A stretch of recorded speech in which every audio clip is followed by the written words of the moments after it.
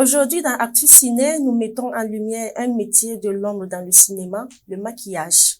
Et pour comprendre ce domaine, notre invitée est une véritable artiste du pinceau et du latex, une professionnelle dont le talent a embelli, transformé et parfois même terrifié les visages du grand écran.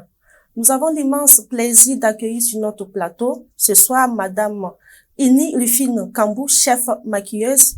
Elle a participé également à plusieurs projets filmiques dont nous avons des films de fiction, des films documentaires, des publicités, des clips vidéo et j'en passe. Bonsoir à tous et bienvenue une fois de plus dans Actu Ciné.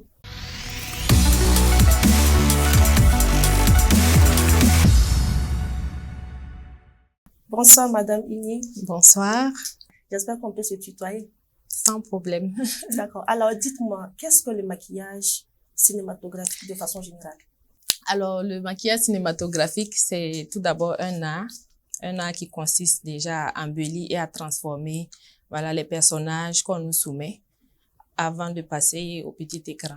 Est-ce que le maquillage se diffère du maquillage traditionnel? Eh oui, ça se diffère parce que le maquillage cinématographique, vraiment, il répond à des exigences, soit narratives, soit vraiment techniques. Donc, on peut pas se permettre de faire un maquillage comme si c'était pour un mariage ou un janjoba, sauf si le scénario demande cela. Donc, c'est vraiment précis. Mais est-ce que pour un maquillage cinématographique, est-ce qu'il faut juste maquiller la personne comme tel est le cas entre toi et moi, ou bien il y a plusieurs aspects qui rentrent en jeu qui montrent vraiment que c'est un maquillage cinématographique? Il y a plusieurs enjeux qui montrent que c'est un maquillage cinématographique parce que c'est selon le scénario qu'on travaille.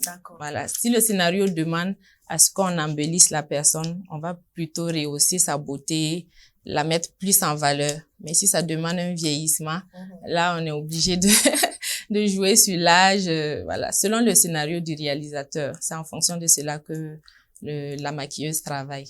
D'accord. Alors, dites à nos internautes comment vous êtes arrivé dans ce domaine. Je vais dire que c'est d'abord par pure passion. Parce que ce métier-là, si tu n'es pas passionné, tu peux pas exceller dedans. Il faut vraiment la passion d'abord. Et au fil du temps, j'ai vraiment aimé ce que je faisais et j'ai décidé de me former, d'avoir quelques diplômes, voilà, pour mieux exercer mon domaine de travail. Donc, je suis autodidacte d'abord, avant toute formation, et je me suis lancée dans le domaine du maquillage cinématographique au Burkina et ailleurs. D'accord. Est-ce que pour une personne qui aimerait se lancer dans le domaine, doit forcément poursuivre un parcours lié au maquillage tel que les écoles qui forment en maquillage, ou bien on peut apprendre sur le tas et devenir maquilleuse professionnelle, surtout dans le cinéma? On peut apprendre sur le tas parce que moi-même, je suis une autodidacte. Est-ce que les formations qu'on voit de 3 jours, 1 semaine, 1 mois là, non, c'est pas suffisant. Il faut vraiment avoir la passion, être vraiment déterminé parce que c'est beaucoup de travail. On peut pas se lever du lendemain, dire qu'on est maquilleuse et tout. Mais ce que je conseillerais, c'est de faire des formations. C'est encore mieux, 1 année, 2 ans de formation et sortir avec un diplôme qui atteste que, voilà, tu as appris vraiment dans une école auprès des personnes qualifiées. Et ensuite, nous pouvons prendre ces personnes-là auprès de nous comme stagiaires pendant les tournages, sur les plateaux de tournage, pour mieux les mettre dans la pratique. Parce que la théorie et puis la pratique, ça fait deux. C'est pas pareil. Il t'a fallu combien de temps pour devenir professionnel? On va dire que c'est depuis 2014 que j'exerce vraiment le domaine. Donc, avant ça, j'étais plus dans les clips vidéo. Même jusqu'en 2015, j'étais toujours dans les clips vidéo, les documentaires. C'était vraiment du maquillage basique qui embellit juste, voilà, les personnages.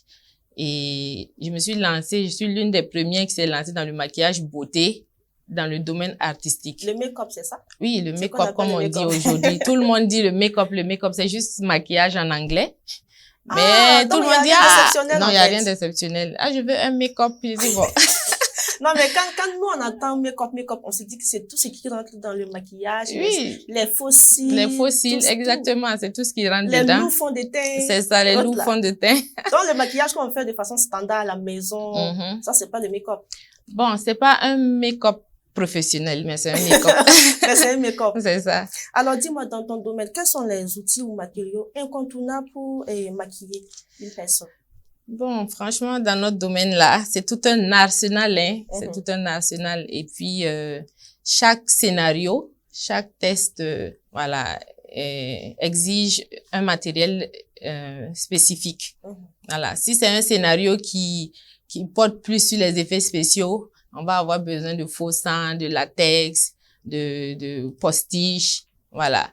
Des choses qui vont mettre en horreur le personnage. Maintenant, si c'est juste un scénario de famille, de maison, on ne verra pas des choses de ce genre. On va juste embellir. Donc, on aura besoin de fond de teint, de base, de fixateur, voilà, des crayons, des trucs basiques comme ça. Mais quand il s'agit d'un film effets spéciaux, là, c'est tout un matos qui sort. C'est incroyable. Si vous voyez le matos qu'on demande pour ça, c'est incroyable et c'est tellement coûteux.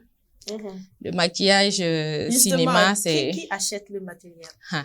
C'est la maquilleuse ou le réalisateur? Bonne question. En réalité, les productions devraient avoir quand même un arsenal dans sa production pour permettre, voilà, à la maquilleuse d'avoir moins de frais, moins de charges.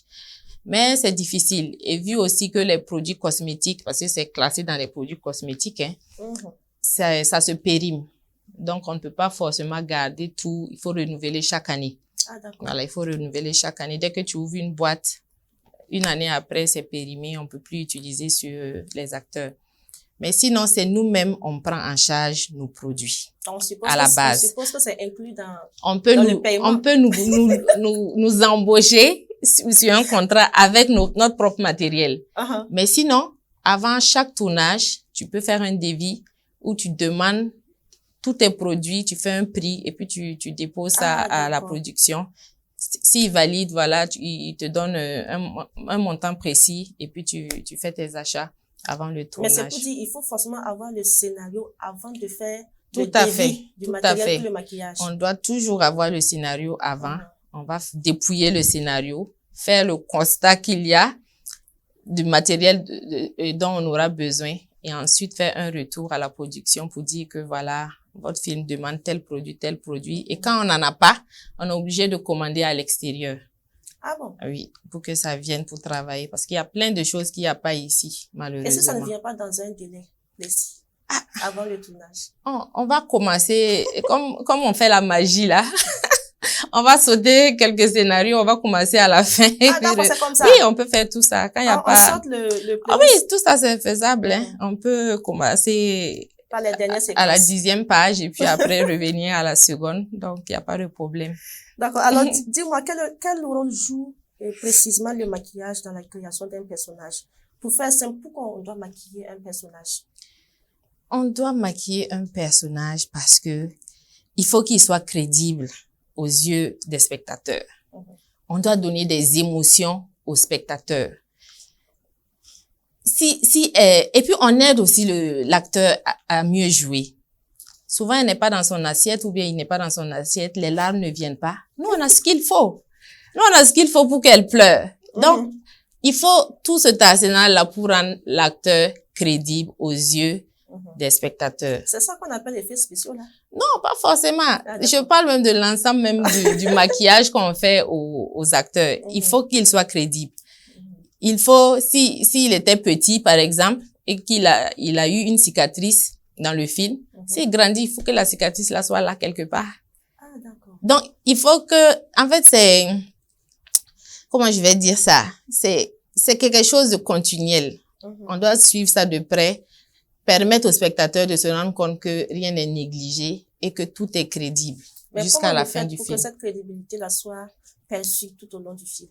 Est-ce que c'est la secrétaire du plateau ou le secrétaire du plateau qui vous aide? Ou bien c'est vous-même qui notez tous les détails que vous avez effectués sur le maquillage pour ne pas vous tromper? D'abord, je note, mais je ne peux rien faire toute seule. Si on ne s'aide pas sur un plateau de tournage, on n'avance à rien. Le script est là pour aider à cela, pour qu'on ne se perde pas dans tout ce qu'on fait. Le script est là pour aider le costumier et la maquilleuse à s'en sortir tout au long du tournage. Et c'est pas que le script, on travaille tous ensemble. le cadreur lui-même, c'est pas tous les cadreurs qui sont cool, hein, mais il faut pourtant qu'on travaille ensemble. Il regarde un truc, il dit, ah, mais hier, quand on faisait la même scène, là, il y avait un petit truc que tu as oublié.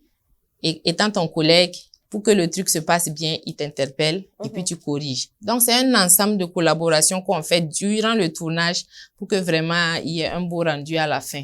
D'accord. Voilà. Mais souvent, on voit des acteurs qui sont maquillés de façon simple. Comme par exemple, il y a des acteurs qui se maquillent, surtout les filles. Elles se maquillent par exemple comme si elles partaient dans un mariage, à une soirée. C'est de façon simple. Est-ce que c'est nécessaire de les maquiller de la sorte, ou bien c'est pour donner confiance à l'actrice pour qu'elle se sente belle et pouvoir bien jouer? Tant que le scénario ne met pas l'acteur dans une situation où elle doit se maquiller, on peut la laisser comme ça. Mais sinon, on préfère aujourd'hui... Et si elle n'est pas belle à l'écran? Non, c'est ça que j'ai dit. Aujourd'hui, on préfère, franchement, nous, notre temps, hein, parce que j'aime dire que les choses changent. Voilà. À un temps, on dirait que non, le maquillage cinéma, c'est pas les sourcils, c'est pas le fond de teint. Voilà. Mais aujourd'hui, moi, j'insiste à dire qu'il faut mettre les gens en valeur. Il faut embellir la personne, la rendre coquette, le rendre beau. Il se vend, hein, à l'écran. Oui, c'est comme ça. Tu vas pas laisser quelqu'un comme ça. En fait, même, il faut préparer l'acteur même avant le tournage. C'est dommage qu'ici, on n'ait pas forcément les moyens de gérer les acteurs avant les tournages. Sinon, il y a les intempéries comment je vais dire, du temps. Il y a des gens qui ne prennent pas soin de leur peau. Pourtant, si tu as besoin de l'acteur pendant le tournage, tu veux qu'il soit nickel, il faut prendre soin de l'acteur avant même le tournage, c'est-à-dire faire des soins de visage, enlever le sébum, vraiment utiliser des bons produits pour illuminer son visage. Mais aujourd'hui, c'est pas le cas. L'acteur vient avec un visage très désagréable et nous, on doit faire la magie. C'est difficile. C'est très dur. Sur un terrain qui n'est pas préparé. Non, et c'est là que votre professionnalisme. Exactement. Mais en réalité, rien n'est facile. Mais ça là, il faudrait qu'on essaye de voir, quoi, parce que il faut qu'on mette les acteurs beaucoup plus en valeur. Mais est-ce que le maquillage n'est pas lié aussi sur un plan technique?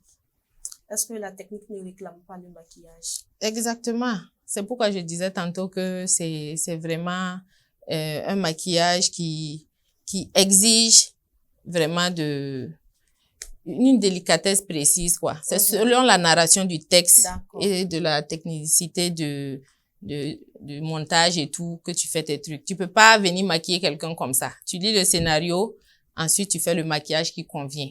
Mais sinon, si le scénario ne dérange en rien, qu'on mette en beauté l'acteur, franchement, il faut qu'on y aille, quoi. Il faut qu'on arrête de mettre les acteurs et les actrices là dans un mauvais temps. C'est pas bon. Moi, je suis pas d'accord pour ça. Tant que le scénario ne m'empêche pas de la rendre belle, moi, je la rends belle. D'accord. Voilà. Maintenant, quand elle va devoir pleurer ou être dans une situation bizarre, ça, c'est autre chose. Ça, c'est autre chose. D'accord. Alors, dis-nous, combien de temps faut-il généralement pour réaliser un maquillage, surtout complexe? Par exemple, vous créez des blessures graves, vous rendez des jeunes personnes plus vieilles. Comment ça se passe? Et combien de temps il faut-il pour réaliser un tel maquillage? Le temps qu'il faut pour réaliser un maquillage cinématographique, c'est vraiment minimum entre 1 heure et 2. Minimum. Mais comme je dis toujours, on est des superman, des superwomen, on fait toujours la magie. Attendez, mais si tu dois maquiller 10 personnes. Oui, c'est ça, j'en venais. On fait la magie, hein. Ça veut dire, en temps normal, c'est 1 heure de temps pour maquiller une personne. Mais sur un plateau de tournage, on est des soldats. Il faut aller vite. On travaille avec le temps. Donc, 1 heure là, tu vas te débrouiller pour maquiller 5 personnes, 6 personnes, et très bien. Voilà. Donc, mais je pense que c'est l'habitude aussi. Quand tu prends l'habitude, ça ne te dérange plus, tu t'adaptes, quoi, au mouvement. Mais quel est le maquillage qui est le plus compliqué? Est-ce que ce sont des blessures graves? On a une personne vieille? Exactement, c'est ça. C'est pour un tournage, c'est le maquillage effets spéciaux qui est plus compliqué. Ça prend beaucoup plus de temps. Et ça, en ce moment-là, le réalisateur même laisse carrément le temps à la maquilleuse de faire son travail. 4 heures de temps ou moins, ça dépend. de la qualité de la blessure et tout. Mais sinon, c'est ça qui est compliqué. Pour faire une blessure, il faut 4 heures au moins. 4 heures? Oui. Il faut veiller à ce que la blessure tienne. Parce qu'on n'a pas tous les produits adaptés et le temps aussi n'aide pas du tout. Avec la chaleur, le latex ne tient pas. Il faut veiller à ce que ça tienne tout le temps du tournage. Et ce qui est complexe encore, c'est que si on n'a pas fini la séquence du moins, le lendemain encore, tu reprends la même blessure. Oui. Ah, ça c'est un travail. Hein. C'est un gros travail. Je me demande à quel moment vous finissez en fait. Ah, c'est dur. C'est pas ça. Est-ce que lors du tournage, tu collabores étroitement avec le réalisateur ou le costumier?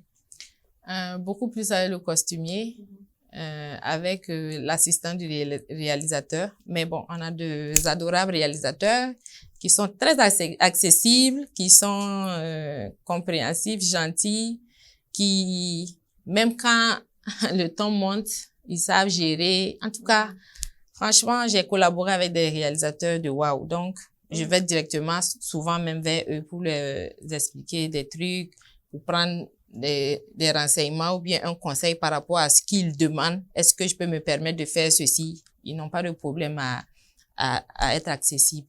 Mais sinon, en temps normal, tu parles d'abord avec l'assistant du réalisateur et puis lui fait remonter ta doléance ou ceci. Mais par contre, le costumier, nous, on est pratiquement dans la même salle. Ah, voilà, parce que dès que lui, il finit d'habiller son personnage, son acteur, il me le passe et moi, je continue avec le maquillage avant que la personne n'aille sur le décor. Qui s'adapte à qui? Est-ce la maquilleuse qui s'adapte au costumier ou vice-versa? Bon, vu que c'est quelque chose qui est déjà préparé, on a déjà fait le dépouillement du scénario. Chacun sait quel maquillage il doit faire par rapport à quelle tenue. Et voilà, donc je pense que c'est moi, je crée plus, je m'adapte plus aux tenues aussi. Ah, d'accord. Voilà, je m'adapte beaucoup plus aux tenues par rapport à lui. Comment tu peux définir le maquillage à effets spéciaux? Ça renvoie à quoi exactement, pour ceux qui ne savent pas? Bon, le maquillage effets spéciaux, il consiste à, comme vous-même vous étiez en train de le dire tantôt, à horrifier, à vieillir, à amputer, à mettre la personne dans une situation quand même assez horrible, déplorable, désagréable visuellement. Donc, c'est beaucoup plus ça que ça demande. Voilà. De façon simple, c'est ça? De façon simple. Le maquillage effets spéciaux, ça transforme complètement la personne. Oui. Okay. On peut augmenter son nez, ses lèvres, voilà, lui faire une déchirure ouverte, voilà, lui briser un bras ouvert. C'est des trucs comme ça, le maquillage effets spéciaux. Le l'acteur crâne rasé, tout ça. Vous le voilà. faites, Oui, on le fait. Avec du latex ou des postiches, on fabrique beaucoup de choses. On te met de la moustache, tout ça, ça fait partie de l'effet spéciaux. Ah, d'accord. Alors, dis-moi, quels sont tes plus grands défis que tu as rencontrés lors d'un tournage? Ah, ça là. Si c'est des défis, il y en a eu des. Mais je pense que les défis qui sont pas agréables, c'est vraiment travailler pendant qu'il fait chaud. Ah. Quand il fait chaud, c'est d'abord des énergies différentes que tout le monde dégage, c'est-à-dire les tempéraments sont pas faciles à gérer sur le plateau de tournage, ça c'est un. Secondo, pour moi personnellement, ça n'aide pas parce que l'acteur va transpirer, il est nerveux lui-même, il faut gérer son tempérament parce qu'il a chaud. Son maquillage coule, il faut veiller à ce que ce soit frais. Si c'est encore de l'effet spécial, c'est encore pire. Il faut veiller à ce que la blessure tienne. C'est des moments difficiles. Quand il fait chaud, c'est les pires moments comme ça de travail. On s'en sort pas. Tout le monde est un peu sur les nerfs. On essaie de gérer. C'est pas facile. Mais est-ce que tu as une anecdote à nous raconter? Oh, je me dis que des anecdotes n'en manquent pas, mais je suis du genre à ne pas garder les choses. Moi, j'essaye de comprendre que c'est la pression. Tout le monde vit une pression. Donc, même quand quelque chose se passe, moi, franchement, je garde pas. Souvent même, j'oublie. Donc, j'ai pas d'anecdote. D'accord. Alors, je vois que tu as travaillé avec de grands réalisateurs burkinabés. On prend par exemple Boubacar Diallo avec son film L'Étoile Lascar, qui a remporté d'ailleurs l'un des prix spéciaux lors du FESPACO 2021. Aminata Diallo-Glaise avec sa série Bienvenue à Kikideni. Omar Dayan avec Tu me prends pour qui? Ibrahim Olonkunga avec son film de fiction Bat-toi si tu m'aimes. Augusta Palanfo avec Madame l'ambassadrice et Ouaongo. Alima Ouedraogo avec son film de fiction long métrage Graines. Alors, dis-nous comment s'est faite cette collaboration avec ces nombreux réalisateurs, bien sûr, bien connus, et avec qui tu as plus aimé travailler? Je dirais que avec tous ces réalisateurs, ce fut de très belles et grandes expériences. Voilà, de Oumar Dayan depuis 2014 à aujourd'hui Aminata Diallo-Glaise, Kikideni. Ça a été toujours des moments de passion, de partage, d'expérience. Ça a toujours été de bons moments, franchement. Maintenant, bon. Comment ça fait la collaboration avec ces réalisateurs? Je pense que d'abord, mon appel pour travailler dans différentes productions, c'est le travail. Et c'est de bouche à oreille. Voilà, j'essaye d'avoir de montrer le meilleur de moi-même, de travailler sérieusement et de bien faire surtout le travail. Et je pense que c'est ça qui permet aux gens de parler de moi, ainsi de suite. Et puis, les productions me font appel. Et puis, jusqu'à présent, en tout cas, j'ai pas de mauvais retours, grâce à Dieu. C'est comme ça que je collabore avec tout le monde. D'accord. Voilà. Et tu as aimé travailler avec qui parmi ces réalisateurs? Dire que j'ai pas aimé travailler avec un, c'est un peu dur. Mais j'ai beaucoup aimé travailler avec Aminata Diallo-Glaise. Franchement, parce que c'est une dame que moi-même d'abord j'ai en admiration. Et c'est la qualité de son casting même qui m'impressionne depuis longtemps. Et quand ils m'ont fait appel, j'ai dit tout de suite oui, quoi. Parce que être autour de ce grand casting, de ces grands hommes, de ces grandes dames qui ont marqué le cinéma burkinabé et africain, c'était vraiment un plaisir pour moi, quoi. Donc, j'ai accepté tout de suite. J'ai fait le meilleur de moi-même. J'ai eu de nouvelles amitiés là-bas. Voilà, des mamies, des papis. C'est vrai que je les connaissais déjà tous, mais les voir à l'œuvre de si près, c'était vraiment de meilleurs moments, quoi, de grands moments. Donc, avec elle particulièrement, je pense que j'ai beaucoup adoré. J'ai aimé travailler avec elle. D'accord. Ouais. Est-ce que tu collabores avec tes collègues maquilleuses professionnelles? Ah, si, je collabore avec elle. Comment ça se passe? Bon, nous sommes comment on va dire ça? On est les petites sœurs de beaucoup. On a commencé après, mais franchement, on garde de bonnes relations. On a même aujourd'hui une association de maquilleuses du Burkina, ABMAC, et on prend des nouvelles, on essaie de travailler ensemble, voilà, de grandir ensemble, voilà. Donc, sinon, dans l'ensemble, on s'entend très bien, on s'encourage. Il y en a même avec qui on s'appelle quand on a des manquements, voilà, des difficultés. On essaie de se passer des astuces. Parce qu'on a nos petits secrets. Comment réaliser si facilement, voilà. Franchement, on a de bonnes relations ensemble. D'accord.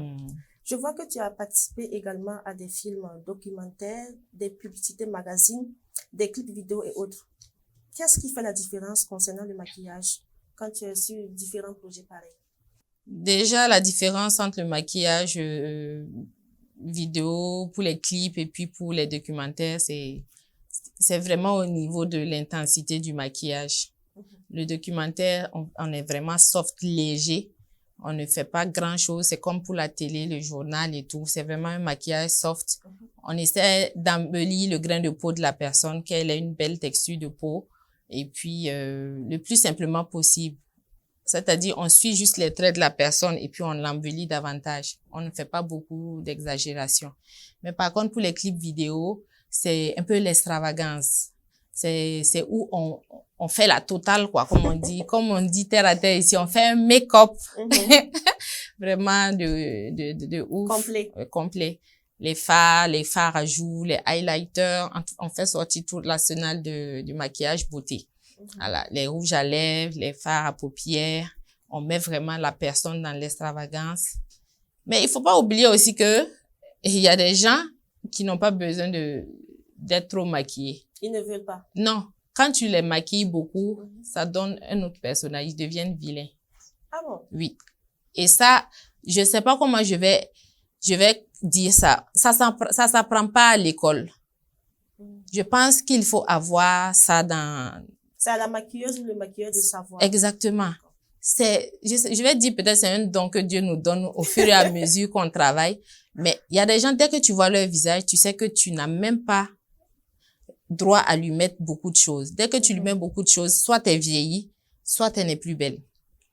Ah. Oui. Et ça, c'est pas quelque chose qu'on apprend à l'école. C'est avec le temps que toi-même tu arrives à comprendre ça. Voilà. Au fur et à mesure que tu maquilles plusieurs personnes, tu te rends compte. Donc, voilà un peu la différence entre le maquillage documentaire et celui des clips vidéo. Mais est-ce que tu es déjà tombé sur des personnages qui refusent de se faire maquiller? Oui. Ça, il y en a beaucoup même. Qui refusent catégoriquement? Oui, il y en a beaucoup. Et surtout au Burkina ici, c'est difficile parce que les gens ne comprennent pas que le maquillage, là, c'est une nécessité dans le cinéma. C'est-à-dire, c'est comme à la télé. Si tu viens pour passer à la télé, tu passes d'abord par la salle de maquillage avant de passer sur le podium. Mais ici, il y en a qui sont, comment je vais dire, capricieux, qui sont un peu stricts. Il y en a qui ont peur parce que souvent les produits que certaines maquilleuses utilisent sont douteuses. Donc, du coup, tu peux avoir des allergies, avoir des problèmes de peau après. Il y en a, c'est les pinceaux qui ne supportent pas parce que les pinceaux ont des qualités de poils. Ah, d'accord. Donc, si tu ne connais pas, tu utilises tous les poils et la personne n'est pas habituée à ça, ça fait des allergies. Donc, c'est vraiment un truc très minutieux, très complexe. Le maquillage, c'est pas juste venir poudrer le visage de quelqu'un. Il faut connaître beaucoup de choses. Il faut savoir connaître les textures des pinceaux, les textures des chiffons, les textures des poudres, qu'est-ce que ça fait, les différents noms des poudres. Il faut connaître toutes ces choses-là avant.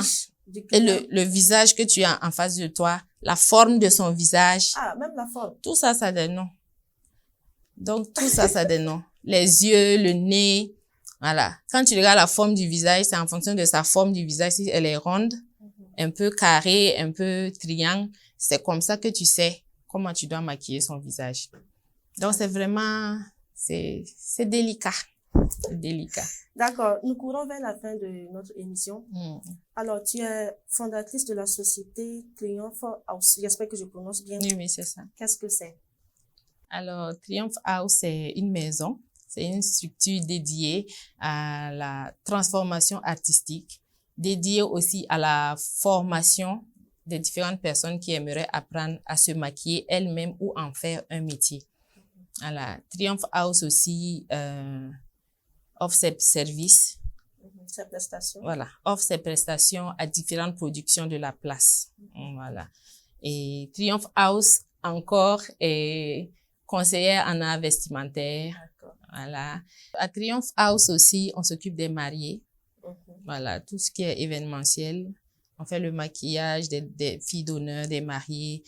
À Triumph House aussi, on fait des soins de corps, on fait l'esthétique là-bas. Donc, vous aurez le numéro pour passer.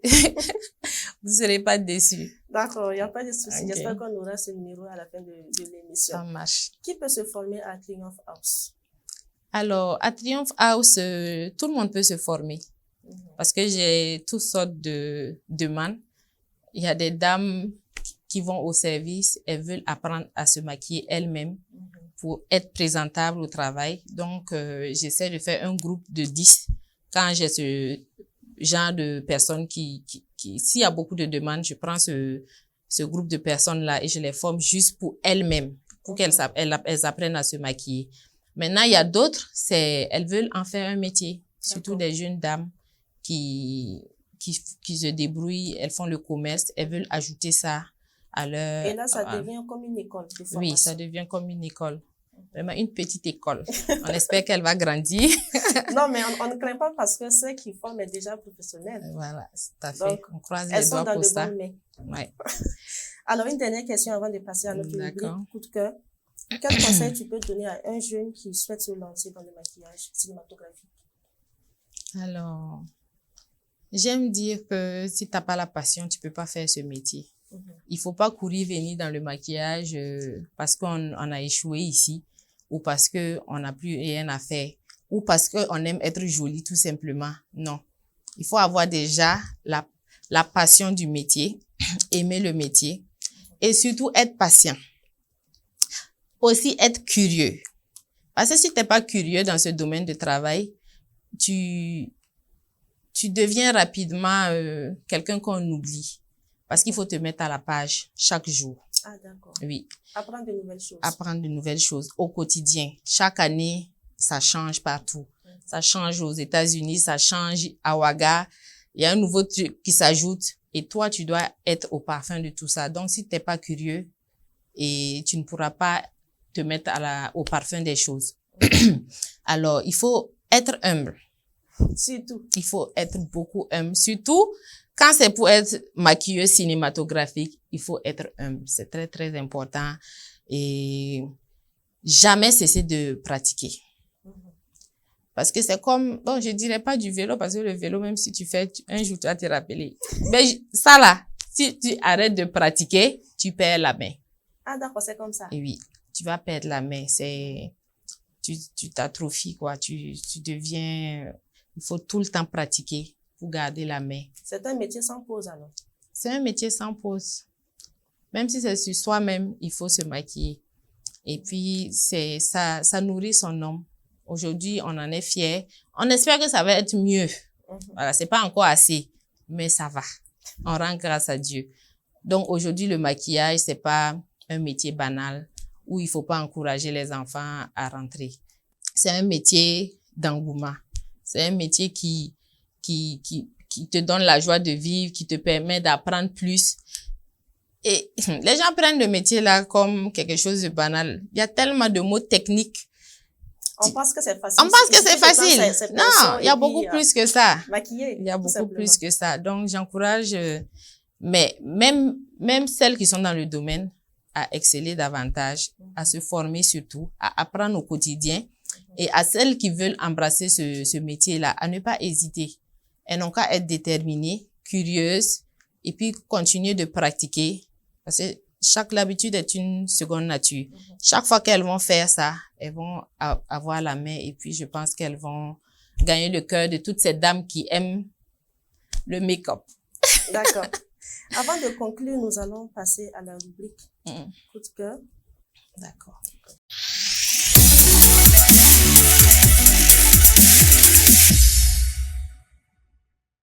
Alors, Rufine Kambou, dis-nous quel est ton coup de cœur dans le milieu du cinéma? Mon coup de cœur. Alors déjà, beaucoup de femmes m'inspirent dans ce domaine de travail-là, hein. Beaucoup de femmes m'inspirent énormément.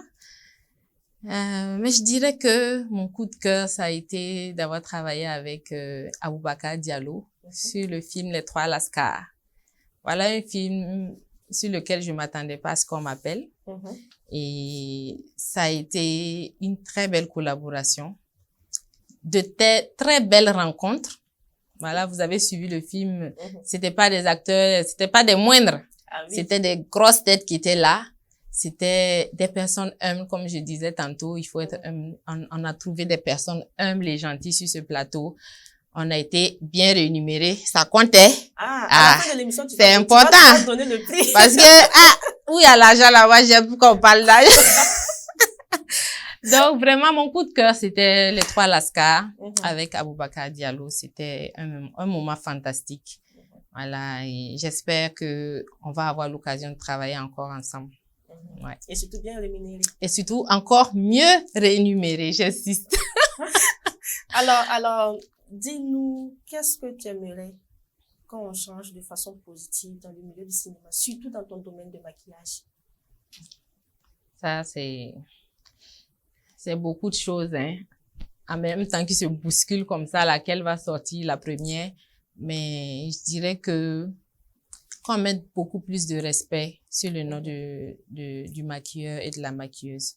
Qu'on mette beaucoup plus de respect parce qu'on est un métier très négligé dans ce domaine de travail-là. Malgré, ils sont conscients qu'on est important, mais on est quand même négligé. Et ça nous frustre toujours. On n'est pas content de cela. On aimerait bien qu'on nous traite à la valeur de notre potentiel. Voilà, parce que sans nous, il y a beaucoup de choses qui se feraient pas. J'ajoute que sans nous, à la post-prod, ça va être encore plus difficile pour étalonner et tout. Et on est là, on apaise aussi les acteurs pendant le tournage parce que les petits soins et tout là, c'est apaisant. Ça les permet d'être un peu décontractés. Il y a beaucoup d'autres choses. Et malheureusement, dans ce domaine de travail, on est négligé. On se permet dans ce pays de faire des productions sans maquillage. Parce qu'on trouve que c'est un métier qu'on peut laisser. La maquilleuse, on n'est pas obligé d'être dans l'équipe technique. Et c'est dommage. Voilà, on ne veut plus ça désormais. On aimerait que ça change. C'est vraiment un cri de cœur. On aimerait vraiment être mieux rémunéré, à la hauteur du chef cadreur. Parce que c'est ce qu'on mérite. Mais pourquoi c'est le chef cadreur que tu vises? Oui, c'est notre chef à nous. Voilà, c'est notre chef à toute l'équipe technique. Donc, je commence par lui, il est en haut. Donc, nous aussi, on peut pas être en bas. Parce qu'on est des chefs et nos métiers, c'est vrai, c'est pas pareil, mais elles se valent. Elles se valent. Je tiens à dire que on mérite d'être mieux rémunéré. C'est pas parce que c'est une maquilleuse qu'il faut dire il faut discuter de son cachet juste devant la porte. Non. Il faut la recevoir, il faut bien la payer, et puis elle va bien faire son travail. Il faut promouvoir le métier de maquilleuse. Il faut permettre aux maquilleuses de toutes les productions d'avoir l'occasion de collaborer avec d'autres maquilleuses à l'extérieur, d'avoir l'occasion de faire des formations à l'extérieur. Les productions même peuvent se charger de cela. Parce que la plupart du temps, si on est mal rémunéré, comment on peut se permettre de voyager? On n'a pas l'argent. Comment on peut se permettre d'aller faire des formations pour mieux apprendre? On ne peut pas. Donc, les productions peuvent aussi réfléchir à ça. Envoyer au moins chaque 6 mois ou chaque 3 mois 2 techniciens voilà, ça peut être des projets pour eux, quoi. Et je pense que c'est quelque chose qu'ils doivent vraiment considérer. Et j'ajoute encore que pendant le FESPACO, on a besoin d'être vus, nous les techniciens. Cette année, c'était très bien, FESPACO 2025. On a beaucoup mis les jeunes en avant, c'était très bien, mais c'est pas assez. Il y a son mal à Kataï. Il faut qu'on fasse encore mieux. Voilà, à nous promouvoir, à nous permettre à nous valoriser, surtout à nous permettre d'aller faire des formations. On a besoin de ça, d'amener les produits qu'il nous faut ici. Eux-mêmes, les productions, ils peuvent se charger d'envoyer les produits qui manquent pour garder à la production. Comme ça, on a ça sur place. Nous, on a envie de se dépasser. On ne veut pas toujours... De toute façon, non, les réalisateurs ont envie de faire des scénarios de waouh et de se dépasser. Nous aussi, on a envie de travailler sur des projets qui nous permettent de nous dépasser, de faire mieux. On peut pas être là toujours à faire la même chose parce que, voilà, on n'a pas ce qu'il faut. Il faut vraiment nous aider à ça. C'est mon cri de cœur. J'espère qu'ils vont tous entendre ça et que le FESPACO à venir, on va sentir que il y a quelque chose qui est fait. D'ailleurs, même, je leur donne une idée. J'espère que le FESPACO prochain, là, il y aura d'autres maquilleuses de d'autres pays, de d'autres grands films qui viendront. On a besoin de les rencontrer. On a besoin d'échanger avec elles et avec eux parce qu'il y a des hommes. On a besoin de partager nos expériences. Parce que je vous dis que les blancs, les maquilleurs blancs ne savent pas maquiller très bien les peaux noires. Ça peut être des sujets de conversation, d'échange. On a besoin de ça. On n'a pas besoin seulement que les cadreurs viennent d'ailleurs. Et nous. Et les costumiers. Vraiment, c'est quelque chose qu'il faut qu'ils revoient. Et je croise les doigts pour que ça se passe. Prions. Prions. J'espère que ton appel sera bien entendu. Merci. C'est la fin de l'émission. Merci. Merci à toi d'être passé sur notre plateau. Merci d'échanger sur le maquillage avec nous. On a beaucoup appris. J'espère aussi que nos internautes ont beaucoup appris ce soir grâce à toi, à toi, le film Kambou. Et j'espère qu'on aura l'occasion de se retrouver une fois de plus sur Actu Ciné. Espérons. Ce fut un grand plaisir. Merci à vous. D'accord. Alors, je rappelle que nous étions avec Rufine Kambou sur ce plateau, qui est chef maquilleuse, mais également fondatrice de la société Triumph House. Merci à vous de rester fidèles à notre émission et on se donne rendez-vous très prochainement pour notre numéro de Actu Ciné. Au revoir. Sobre Web TV, la Web TV au-delà de vos attentes.